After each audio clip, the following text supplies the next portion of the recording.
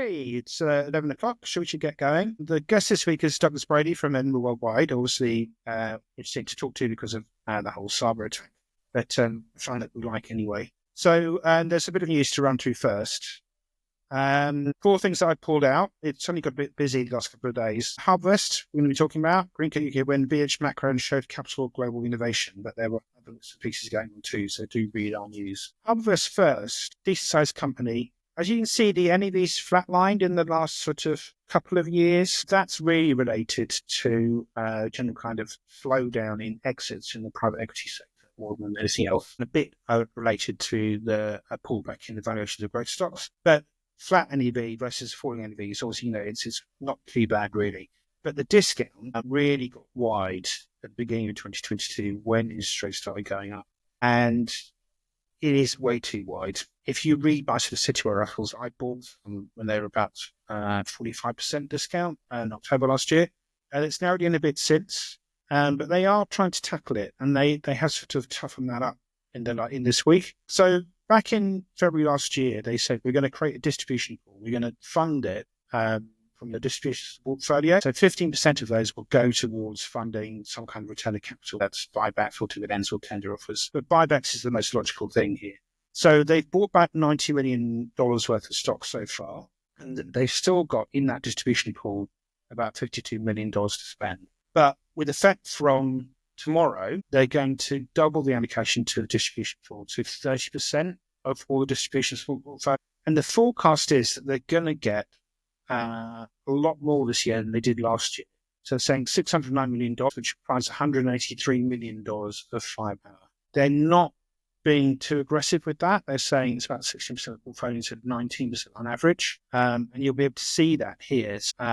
Those are the distributions and investments that they've had going way, way, way back.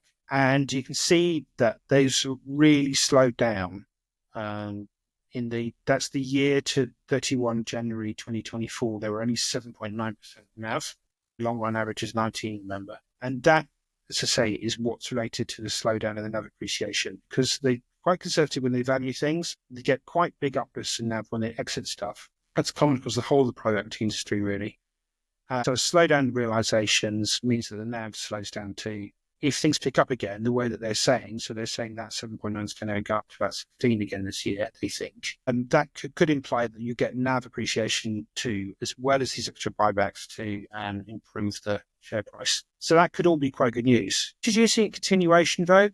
I don't really think that's necessary. I can't see that anybody's going to vote against continuation.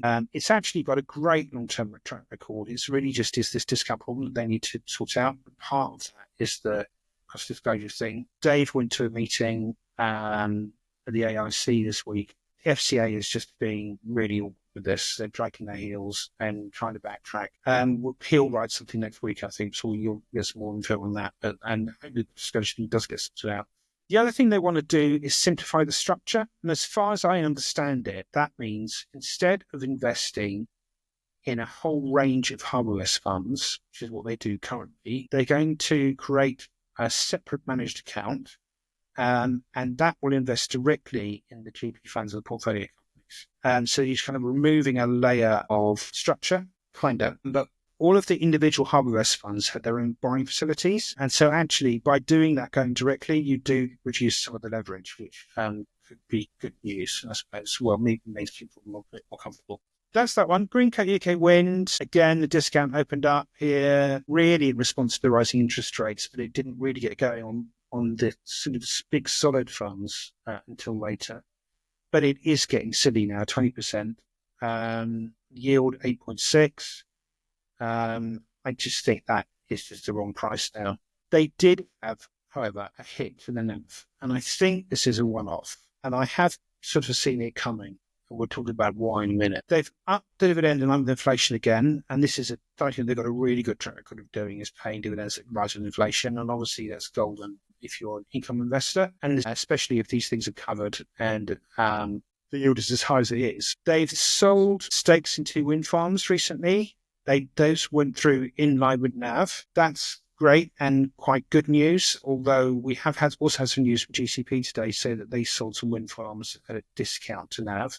But nevertheless, I think the NEVs here are nowhere near as what I'm trying to say. The NEVs are about right, is what I'm saying. And they do plan to make more disposals to bring the gearing down.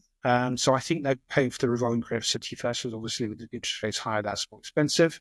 And they'll also fund some more buybacks, bought back £90 million worth in 2024, and they want to carry on doing that. Now, in terms of why the NAV fell, almost all of this is the forecast generation that they get on the average wind speeds in the UK. And these have been slowing down, as you can kind of see on this chart here. So one of the things that comes with climate change is that we get more storms, and we've definitely seen that, but overall we get lower wind speeds. This isn't the end of the world for wind farms, but it does mean that they have had to build in a cut to generation forecast. So all of that shifts the whole NAV down. But when we come through to future results, instead of regularly reporting that they didn't meet budgets, hopefully there will be more on target than not. There hasn't been any hint announced on Greencoat Renewables, because that also announced an NAV today for Q4. And I don't know whether that's just because it's based more in Ireland and Finland and Nordic regions, and maybe that's a reason. But yeah, it's just something to watch out for, and that and other wind farm investments. BH Macro, again, big discount open up here. Again, the same sort of time. If you're churning out regularly, fairly stable NAV returns, but not particularly exciting. When interest rates go up, that does mean that your returns look less attractive. And I suppose that's part of it, but also they haven't had a brilliant NAV figures recently, and you can see that in that bottom table there. So the discount is not too bad currently, 6.8, but that might relate to the current news, really. The NAV returns are not very exciting over the past year, but I think they're actually reasonably acceptable over 3 years to 5 years. And I don't think, and even 10 years, and I don't think that investors will be too upset with them. But they effectively have a discount-triggered continuation vote.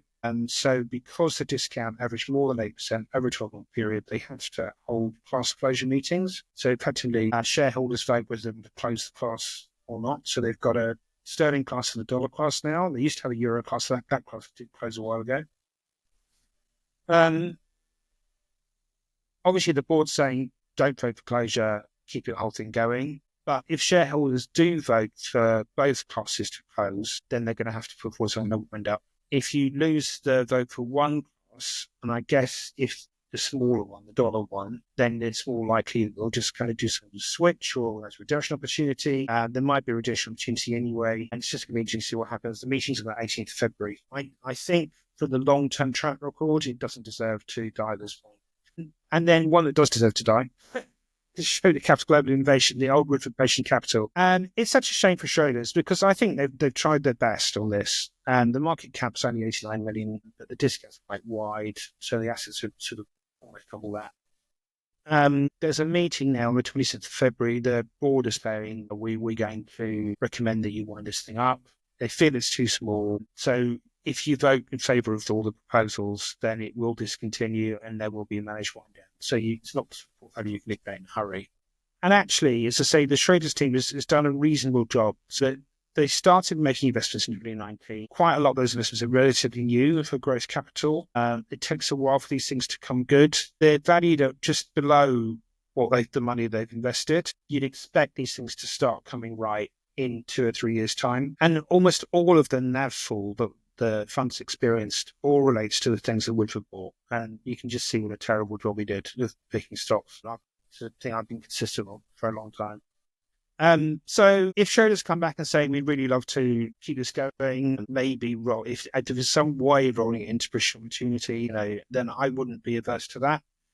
Maybe that's something they could do, is just do a choice between from a wind down or roll over into this at some point. But we'll see. But yeah, it is a disappearing thing. I can't believe the shareholders won't vote for this to discontinue. In terms of how quick it's going to be, as I say, it's going to take a while. So they've got some cash, but they need to hang on to most of that. So they've got some commitments already for things that they've already invested in. They need to keep money on hand because, as we said before, these kind of growth situations, if these companies need more money for whatever reason, you can't follow on, then you can get massively diluted if you're not on the right structure. And they also need a little bit of money for working capital fees and stuff. There isn't any change to the fee arrangements as far as I can work out. So the first distribution is just going to be 10 million quid, which is not there in the scheme of something that raised 800 million at the beginning. But there we go. And then it will just take years, fortunately, unless some white money comes along and decides to buy the portfolio, where there is some way of reconstructing it. So there we go. That's enough from me.